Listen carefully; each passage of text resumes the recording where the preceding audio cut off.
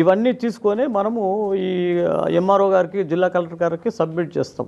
వాటి ఆధారంగా వాళ్ళంతా పరిశీలించి ఒక రిపోర్ట్ అవుతుంది. ఇక్కడ జరిగేది ఏంటంటే 54 నుంచి కూడా కాసర పహానీలలో దేవాలయ భూమి వస్తుంది. 10-20 సంవత్సరాలు వచ్చిన తర్వాత మధ్యలో ఎవరో రైతు పేరు ఎక్కుతుంది. అక్కడ ఆ రైతు పేరు మీదకి వెళ్ళి ఇంకొక రైతు పేరు మీదకి ఎక్కుతుంది. కానీ అది ఎండోమెంట్ భూమే, కానీ పేరు మారిపోతూ ఉంటుంది. దీని విషయంలో ఎలా వెళ్తారంట?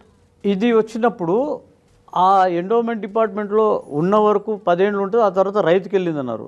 రైతుకి ఎట్లా ట్రాన్స్ఫర్ అయింది అనేది చీటింగ్ అక్కడ. ఓకే, అది చీట్ చేసినట్టే. ఇప్పుడు ఎండోమెంట్ డిపార్ట్మెంట్లో ఎవరైనా చీట్ చేసి ఈయనకి రాసిచ్చి ఉండాలి. ఓకే, లేదంటే endowment department, RI, revenue inspector plus MRO ముగ్గురు కలిసి ఈ ఒక రైతుకో ఎవరో సమ్ ఎక్స్కి వాళ్ళు పట్టం కట్టి ఉండాలి. అంటే అది ఇల్లీగల్ అది. సో ఇలాంటివన్నీ కూడా మనం బయట తీసినప్పుడు ఇవన్నీ కూడా మనం కోర్టులో చెప్పేసి